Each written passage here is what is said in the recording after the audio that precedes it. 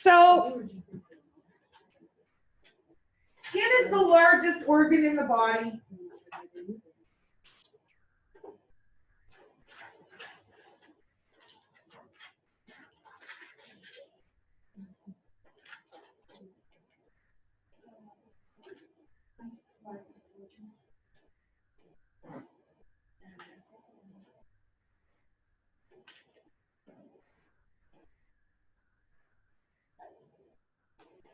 All right, guys.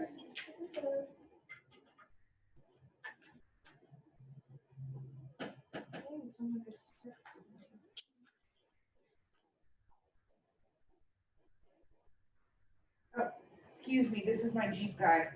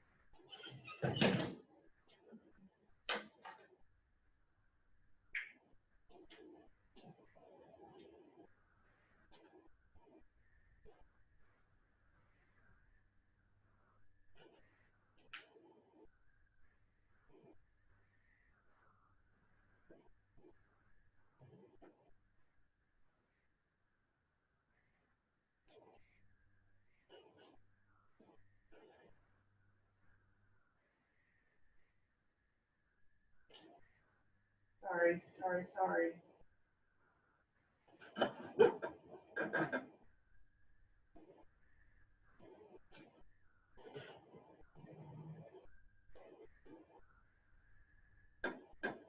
Sorry.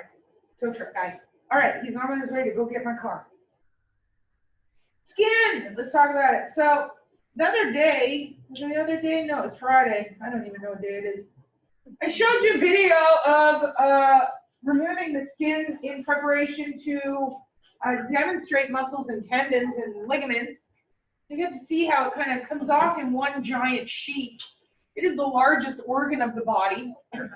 It also has some accessories. It's got sweat glands, sebaceous glands. Sweat glands produce a water secretion. Sebaceous glands produce an oily secretion. Let's get our nails, horns, antlers. Some of the functions. Well, it's going to provide a barrier against foreign invaders. You have foreign invaders coming at you all of the time. All the time, foreign invaders pinging off your face right now. Pinging off your face, trying to worm and wiggle its way into your body. Skin is going to help to prevent that from happening. It separates you from your environment. It's going to protect your underlying structures. We talked a little yesterday. If you scrape off a layer of skin, holy smokes, does that smart. It prevents your body from drying out. And this is kind of important because muscles don't work good when they're all dried out. Just look at something that is dead. They don't work. It's going to regulate your body temperature. For us, it helps by allowing us to promote this watery secretion, and then it evaporates. Dogs and cats, not quite so much. They are going to thermoregulate a little bit differently. Cats tend to groom, so they're still using that evaporative, or the overgroom, and their saliva evaporates, helping to cool them down. As we know, dogs pant. They then send cool air over their tongue. Can dogs and cats sweat? Yes, they can, because I had a lab that sweated when we go hunting. They can sweat through their feet. In fact, if you are putting an animal on like a stainless steel examination table, they might leave little sweaty, nervous paw prints. I know. Their little hands sweat just like ours when they're nervous. Our skin is also a receptor for our senses: touch, heat, cold, pressure, pain. It's sending a massive amount of information to your brain. Oh, it's also going to dispose of waste. I think yesterday we were talking about if you ate a lot of curry, eat a lot of garlic, drink a lot of alcohol, it just kind of seeps out of your pores. That's fancy. That's a lot of words. All right, so let's talk about how our bodies regulate our temperatures. So body temperature tries to be thermoregulatory, meaning that we have a normal body temperature and it is our body's job to keep us at that temperature. So it is constantly raising and lowering the temperature to keep it even Steven. Very similar right now to either when you have your heater on in your house or you have your AC on in your house, and it's constantly turning on, turning off to adjust and maintain the temperature. Exact same thing is happening with us. It is doing things like altering our metabolism. It is doing things like influencing our appetites. All of this is to help with this heat regulation. Oh, I need to take it out of.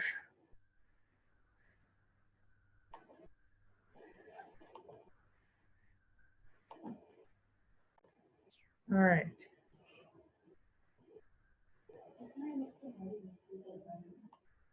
Do what?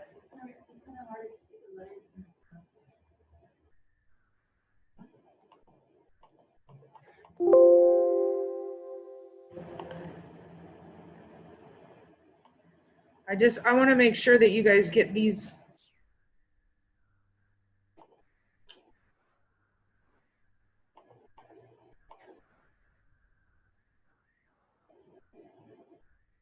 Hey, Miss Huff, do you know if she has any copies of this PowerPoint? Because the one on Moodle is like, you cannot see anything on it.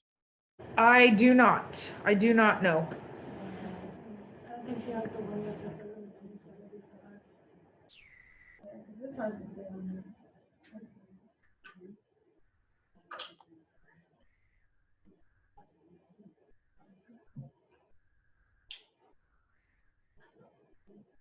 All right, so this is going to go through some of the ways that we lose our body heat. The first way is radiation. Write that one here.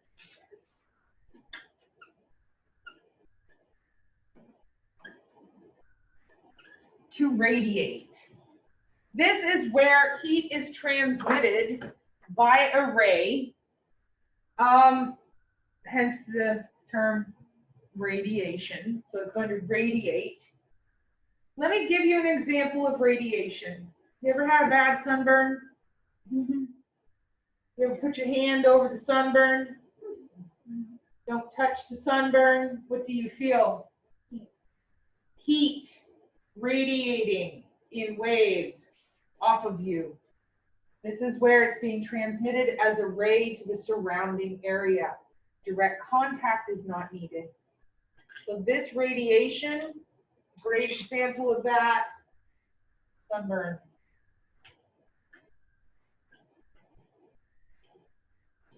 The second one here, conduction. This is where we are passing it through direct contact. So, for example, and you can absorb heat, you can also lose heat.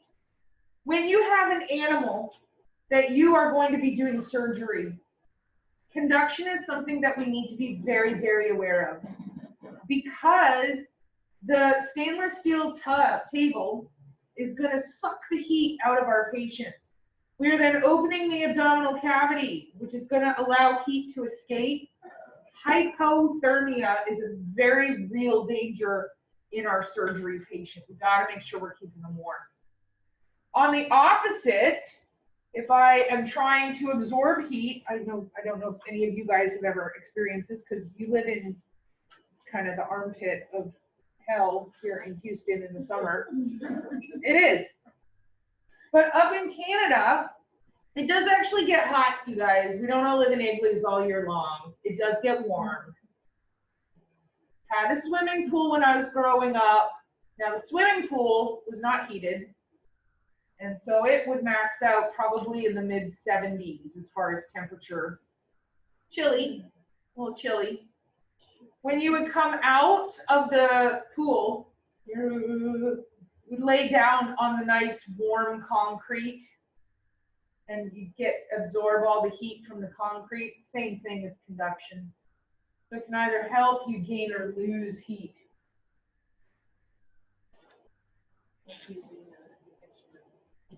Very nice. Convection. Just like a convection oven for those of you that are bakers. Let me give you another example of convection helping with hemostasis, not hemostasis, thermostasis. Not hemo, it's not preventing you from bleeding, it's keeping you temperature static. All right, so you're now taking a lovely hot bubble bath. And you're laying in there, you're reading your book, maybe you got your podcast on, got a glass of Pinot, and the water starts to get a little bit cold. So you turn on the hot water, but then there's only hot water on one end of the tub. It's funny because we all do the exact same thing. What do you do?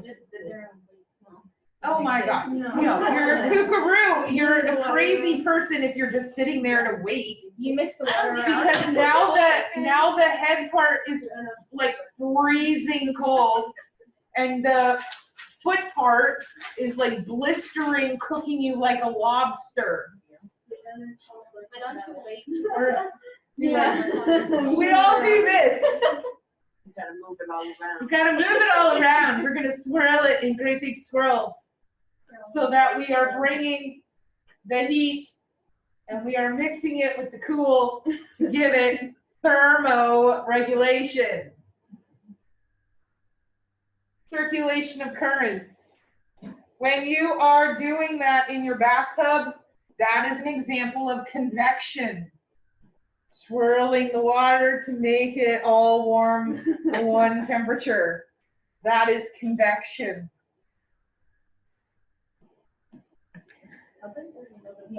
There is, I'm putting it down, although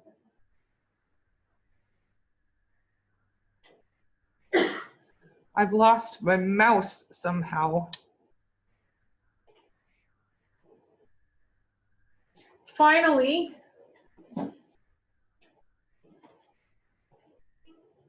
we have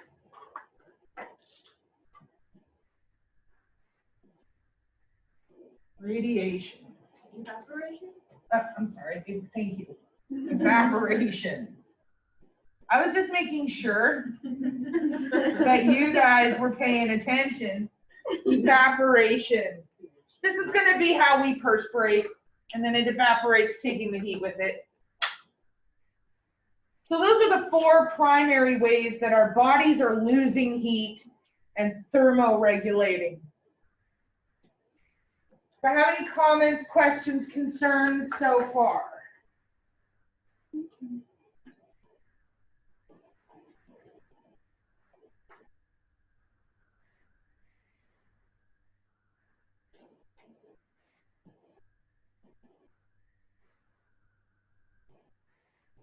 Ah. Watch it. Crazy. Okay.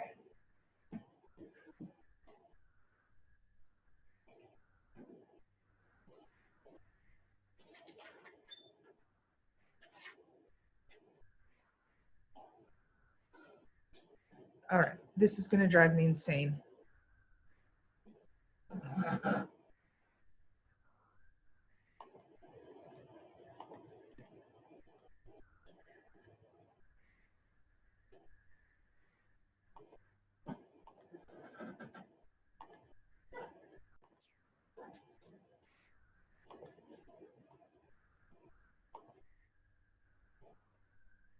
There. right, so this is just a picture of a turtle, a tweedle. This reminds me of that scene in The Office. If you don't watch The Office, you have no idea what I'm giggling at. But in my mind, it's hilarious. Where are the turtles? Anyway, so this is just showing some of the examples of each of the ways that we are losing heat. Although I like my examples better.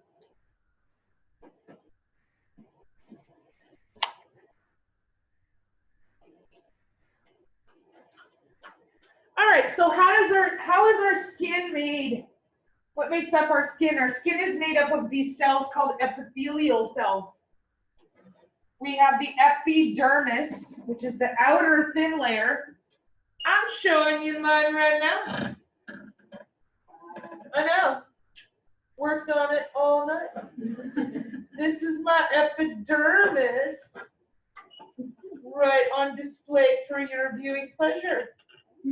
Oh, you're very welcome. Depending on where this epidermis is, it's going to be a very thin layer.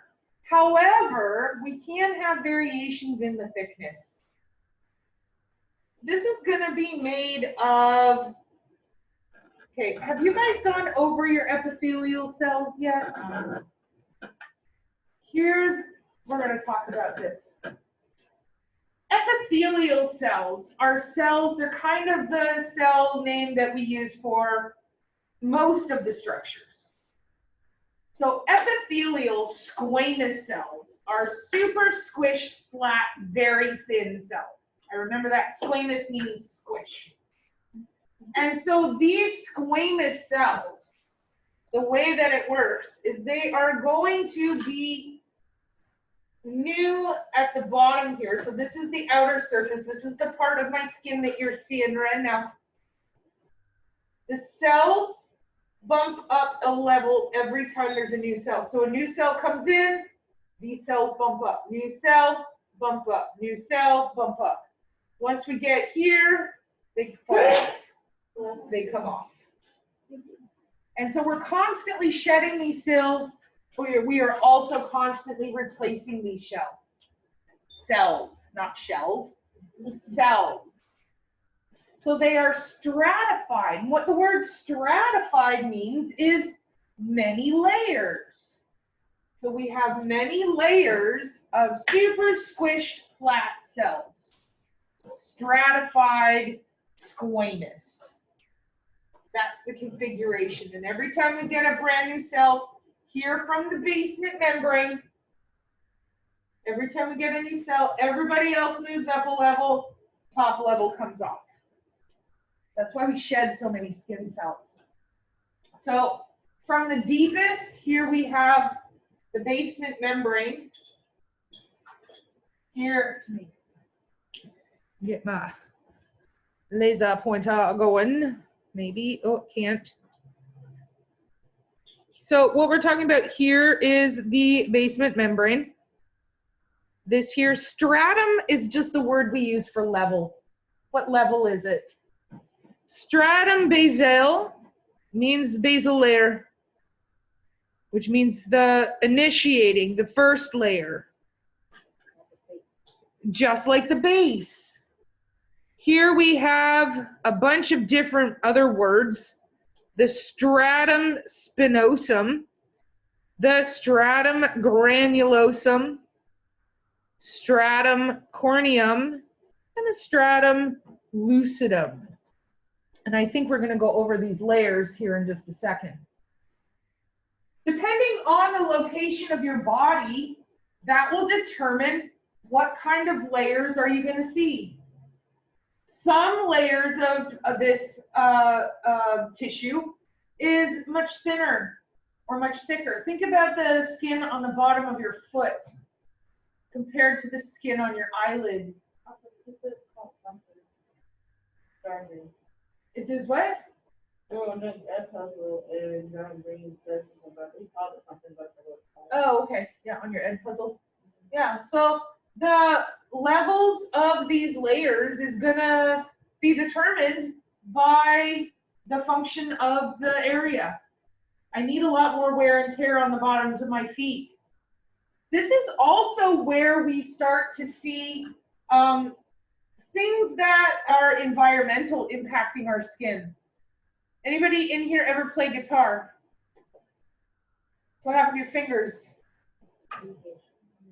You get calluses because you're constantly strumming, you're constantly damaging the skin. And your body goes, okay, don't like that very much. And so to protect the underlying structures, it starts laying down thicker and thicker layers. Yeah.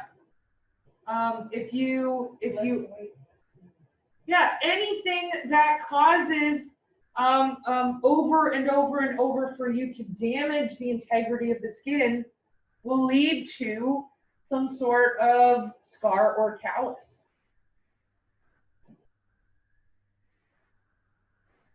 So layer number 1, the stratum germinativum. That's fun to say. We've known this guy as the basal layer. So the basal layer, these are going to continuously multiply. And as I said, as we get new ones, everybody else moves up a level. This is also, put a little star beside that, this is where we have the melanin. Melanin is what, it's a hormone that produces color in the skin. And it's meant to protect from the sun. But people who have very, very light, very little melanin are at danger from pretty significant sun damage. Did you know that redheads have deficiency in that? I did know that. So I get sunburned worse than anybody else. I bet you do. It's terrible. My dad, well, he's not anymore. He's a silver fox. Yeah. He's a ginger. And he's a young man. He's ginger beard. And he also freckled and burned like nobody's business. Like other people, their sunburns can heal in like a couple days. It takes like 3 weeks for mine. Yeah, see, I got lucky that I took after my mom, where I get burned and then within 12 hours I'm just Well, the funny brown thing as is, berry. my mom is Mexican and she has brown hair. My dad has dirty blonde hair. Neither of them have red hair. Somebody did in your lineage at some point. Somewhere. They had to have. Because you can't have red hair if somebody in your history did not have red hair gene to pass to you. Mm-hmm. All right, so the germinativum, melanin lives here. I'm willing to bet that sounds like a great test question. And this is going to be that initial layer.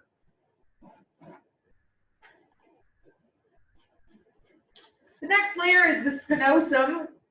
These are going to be little shrunken cells. Now, the other thing is about these epithelial cells is as they age and as they move closer and closer to the surface, they move further and further apart and they get more and more squished. The older these cells get, the more squished they look. Now, this particular layer, this is going to be super thick in the areas that are going to have wear and tear. Like the bottom of your foot is going to have a very thick layer of this spinosum. So it helps to protect the underlying, like pads, paw pads. We can also see a difference in this particular layer wow, Doug just fell hard off the wheel on that one. We see a difference in the thickness of the layers based on breeds. We have some breeds that do a lot more wear and tear, like Malamutes and Huskies. They're bred to run over ice and snow. And so they have a genetic difference in the pads of their feet where they have a much thicker layer of this spinosum. They also have a very, very much denser capillary bed, meaning the little blood vessels that run and help to prevent the tissue from freezing. So just kind of a neat how form follows function.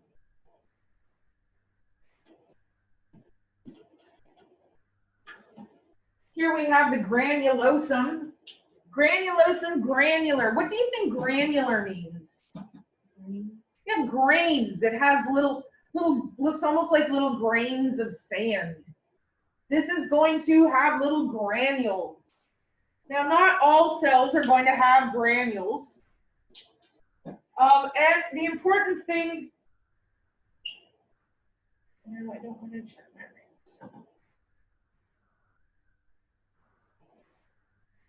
The important thing to know about this particular layer is that this is where keratinization is going to begin.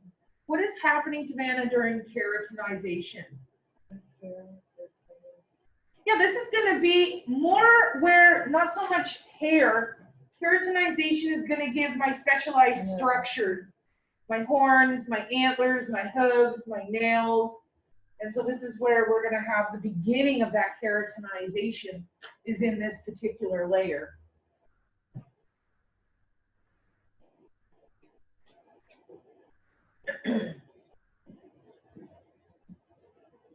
Oh, I'll give you guys a minute. I see you're still furiously writing.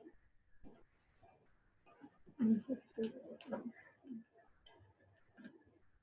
everybody okay so far?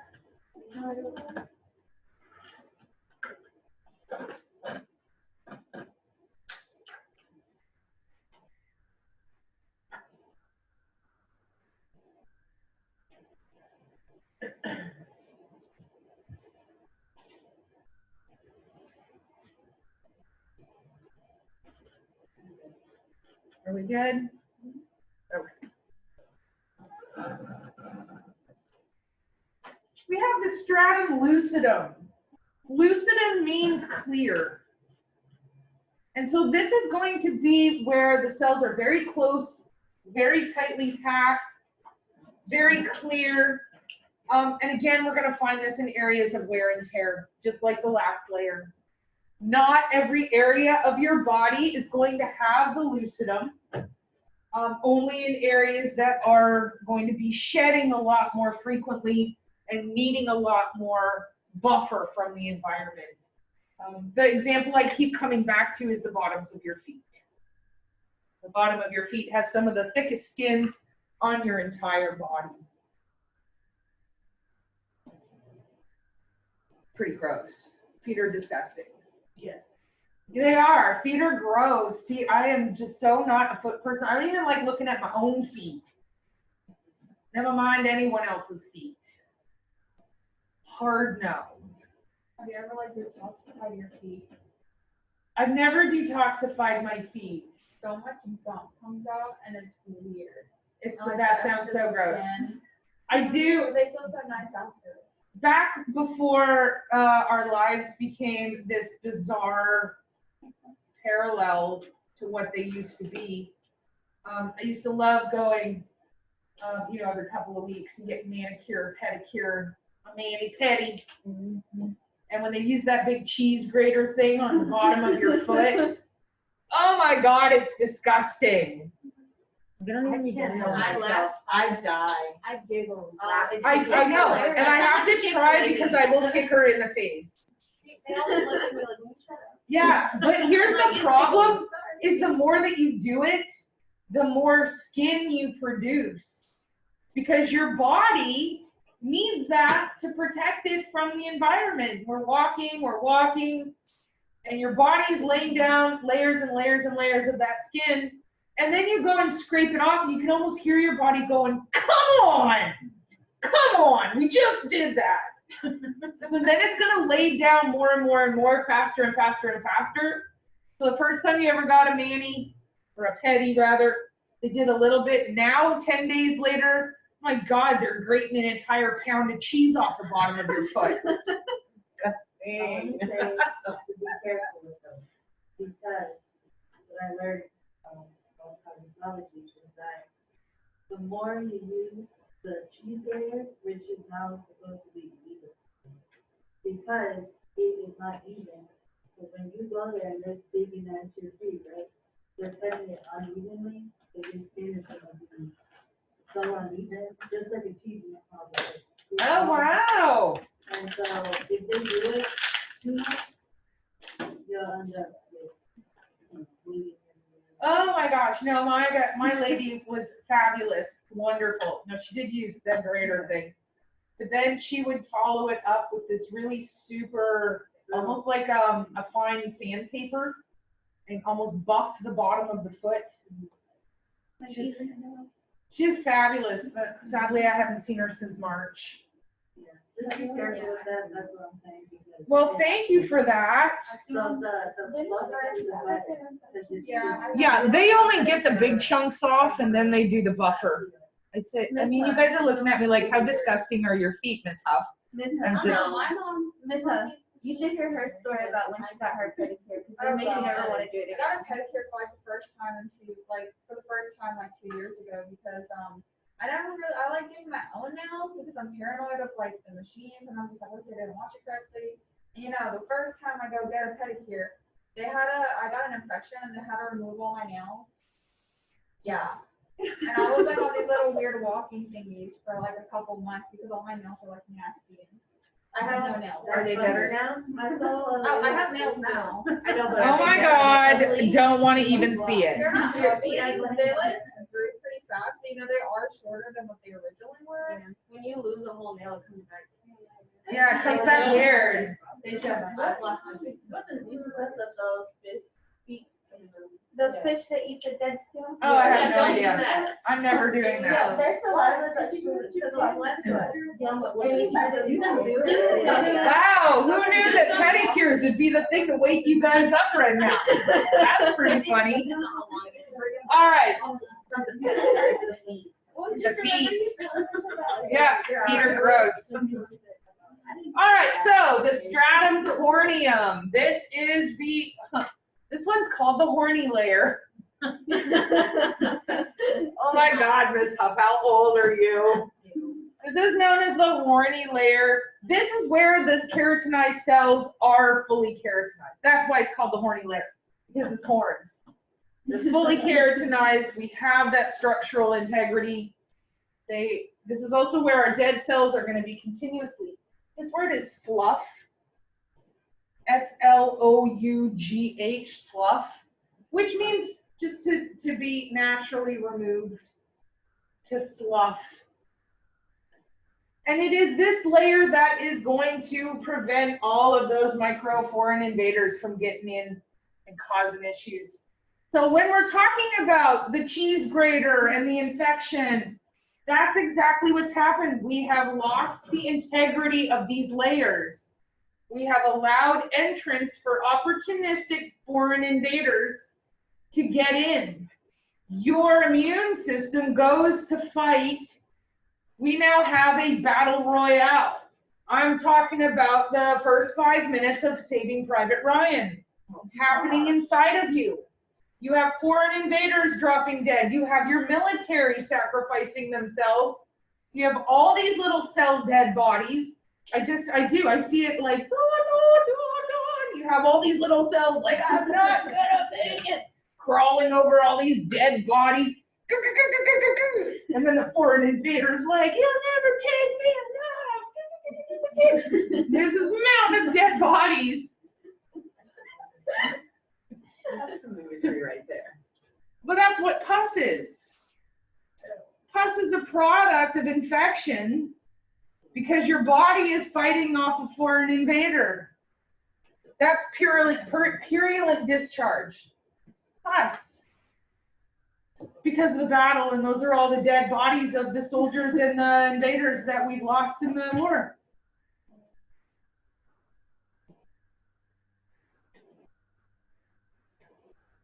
So what causes dry skin? Environment.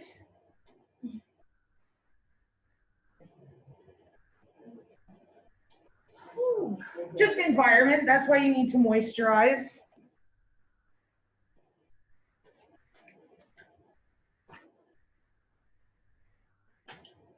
All right, so the dermis is the term for the thicker inner layer. The hypodermis is the outer, the layer under the dermis. So here we have, let me show you here.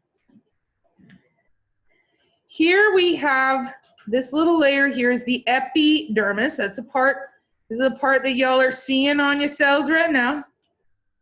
This thick part here is the dermis. And then here is the subcuticular or the hypodermis.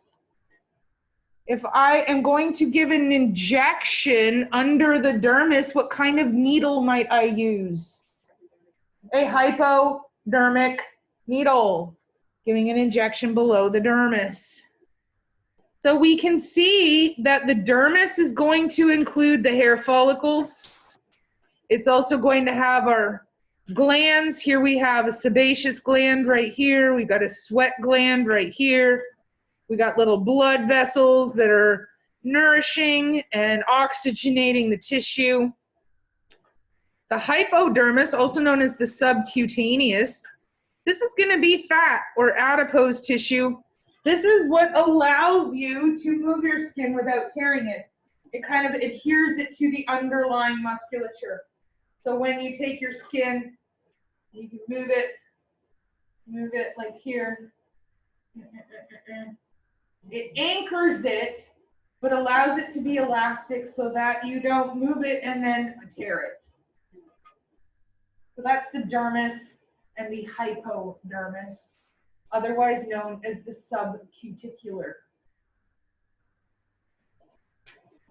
So the layers of the tissue we just talked about were only here in the epidermis. Those were the epidermal layers. Below the basement membrane is going to be the dermis. And then below that is this adipose layer, the subcutaneous, otherwise known as the hypodermis.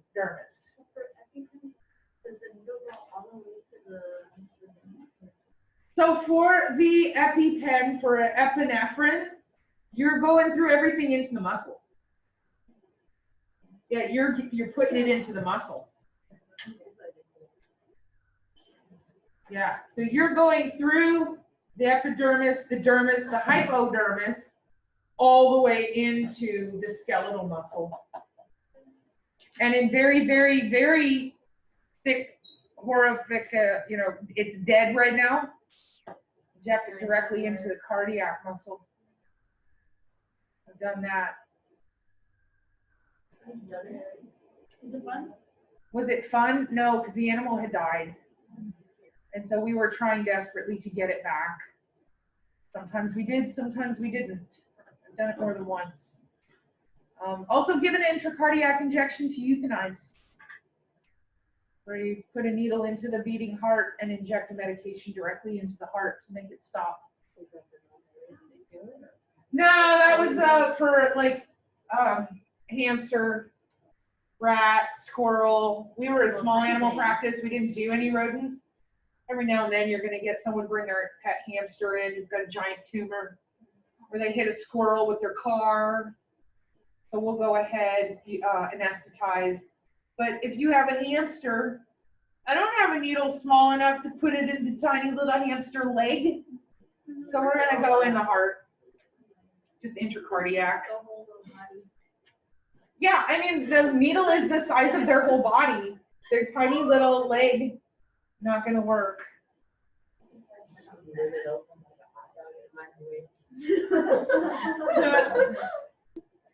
All right, so the skin thickness, as we just stated, is going to vary.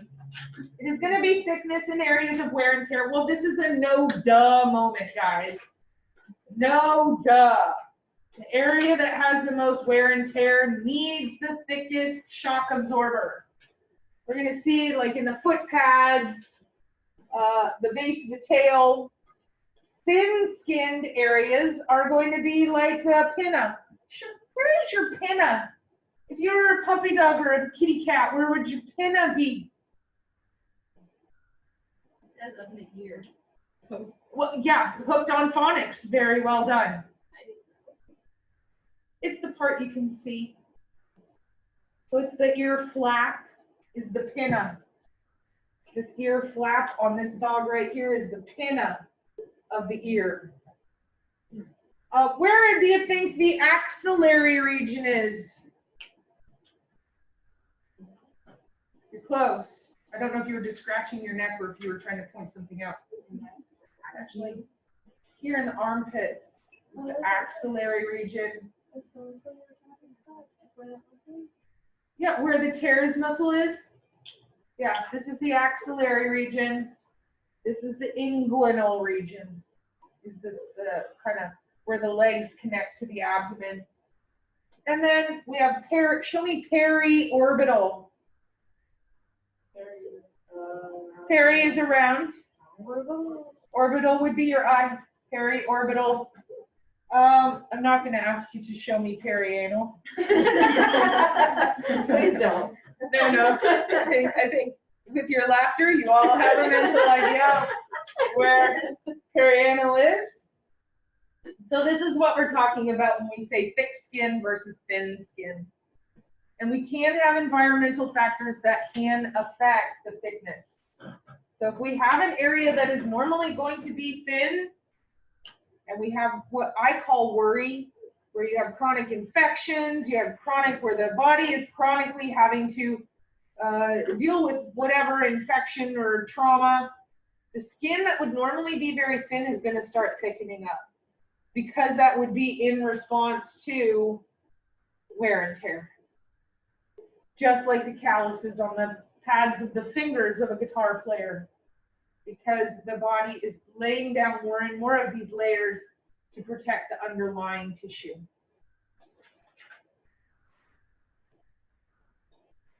Remind me how we number the pads or the toes of the foot. Medial to lateral, very nice. We start with an air high 5. 1, 2, 3, 4, 5. In the back, we very often do not have dew claws, which turns this number into what? 1. No, it's still 2. Yeah, I'm a cheeky monkey, I tricked you. Numbers don't change. Doesn't matter if I'm missing whichever toe, the numbers of the others remain the same. So this is still number 2. Hooves, and so goats are cloven, cows are cloven, horses are unihoof. Those are a little bit different than the toes we're talking about with our dogs and cats. You'll learn a lot more about their anatomy when you get in food, animal, and equine.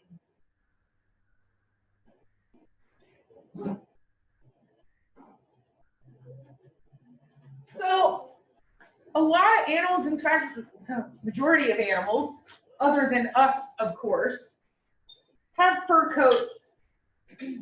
Now you have some non-human primates that are a little less hairy than others. We no longer call them monkeys, by the way. I'm just letting you know, that is a big no-no. We don't call them monkeys. They are non-human primates of either an old world or new world generation. Just like. You call something a monkey, they're going to take offense. Right. Or if you have an interest in going into some sort of lab animal like Charles River, which does housing for non-human primates in the laboratory research sector. Yeah, you're definitely not getting the job if you walk in and go, oh my God, look at all these monkeys. All right, so animals that do have fur coats, rather than hair coats, fur is short, fine, and soft. We have 3 different types of hair, though. We have primary, secondary, and tactile. Primary coat, think of your dog, think of your cat. Primary coat is the coat that you're petting. Secondary coat is going to be akin to the undercoat. Like in huskies? Like in huskies, are double coated. They have a very, very thick undercoat. And then tactile, what does it mean to have tactile? To be tactile? To touch. What would be an example of a tactile hair? Whiskers? Whiskers are tactile. Why do cats and mice and rats have whiskers? Why can't we? They can feel vibrations. There's another reason, kind of cool. Sense of direction? Not so much a sense of direction. When you cut them off, they like. Yeah, so it's not so much for balance. Here's what they are for. if you look at and I'm not sure if she has a picture coming up. If you look at the whiskers, they are approximately the same length as the shoulders. The shoulders are the widest part of the animal. And so if a cat, a rat, a mouse sticks their head in a hole and the whiskers don't touch, they know that their body will fit. Okay. Yeah, if you look, they are approximately the length of the shoulders. So when you cut them off, they no longer have that spatial awareness. It's not so much that their balance is off, they don't have that spatial awareness. Because the whiskers are very, very deep, tactile, directly attached to a nerve. And that's how they know if they can fit in places. And so when you have your naturally hairless cats like your Sphynx, or you have your stunted hair cats like your American Curl, your Cornish Rex, your Devon Rex, we don't have the normal tactile, they get stuck in places because they stick their head in and they're like, yep, should fit. Well, they don't have any whiskers. So, Why are dog whiskers so much worse? why or what? Dog whiskers. Because they don't use them for the same, they don't, Well, they all have this, but not as much as that. cats though don't use their whiskers for hunting. Cats use their whiskers for spatial awareness. They use other traits and tricks to do hunting with. So our primary, also known as our guard hair. This is going to be a smooth appearance. This is going to help water to run off. Look at this little guy. Talk about, does he look like he's got bedhead? Yeah. Like he just woke up from a... Look like that. He looks like me yesterday. I went laid down after work. And just for, you know, it was one of those magnificent ones where you're like, I'm just going to lay down for 20 minutes. And like an hour and a half later, you're like, oh my God, where am I? What is happening? What day is it? What year is it? Oh my God. That's kind of the way I looked. Mane, tails, the long hair on cattle, all of these are going to be these guard hairs. So when just think, when you're petting your dog, you're petting the guard hairs, you're petting the primary hairs, known as the top coat.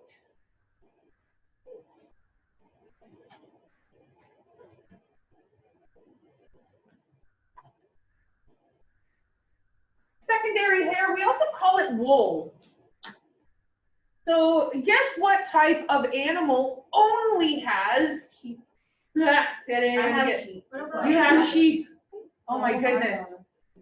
Sheep have wool, and they don't have any primary hairs except for where? Right there. It's only Their right on their face. face, that's why they don't have the whole wool. That's because why they can don't have see. the wool on their face, and sometimes even depending on the breed, down the lower part of their legs. Ours, if you don't shave them, the wool gets so big it goes over. It goes over their face. Poor things. So they the only lose their place face. sheep typically have primary hairs is on their face. The entire rest of their body. Look at this guy. It took me like a minute to figure out this was a sheep. This is a sheep face. They do kind of look like bones in the face, but if you actually like go and look at them, they're right not show them. Yeah. We have one that has big horns that come out, and it's the male, and it protects all the other ones. Yeah, the ram. Yes. It's so cute. So when, because we do use sheep in some of our research protocols, and if they get rams, because you can't dehorn them, that is just a massive surgery that you don't want to do right before a massive surgery. They put pool noodles on their horns. We don't. Yeah, they put pool noodles and tennis balls on the tips. Yeah, I see people do that. Oh yeah. We don't do that because sometimes there's dogs that'll try to get in there with them, and he protects like the babies and Of stuff. course, yeah. So he'll get. But if you're in research and Yeah. you're having to work in pretty close proximity, Well, we do and you that. got this guy who keeps headbutting you with his horns, kind of gonna We want have- some pool noodles on him. The only Yes. time we do that with him is whenever we have to shave him because he doesn't like to be shaved. Right?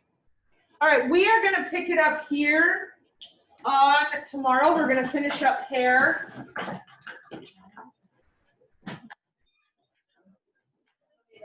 and we will continue on. So any comments, questions, concerns?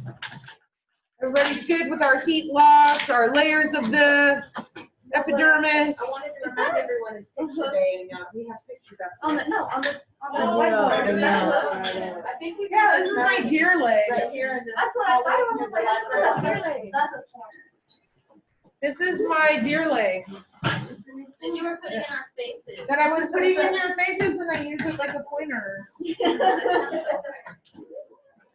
And it's super soft. It's got the hair on. Yeah, I know. That's cool.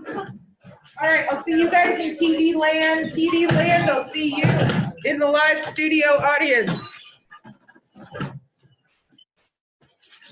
Have a wonderful day. Thank you, Ms. Huff. You too. You're welcome.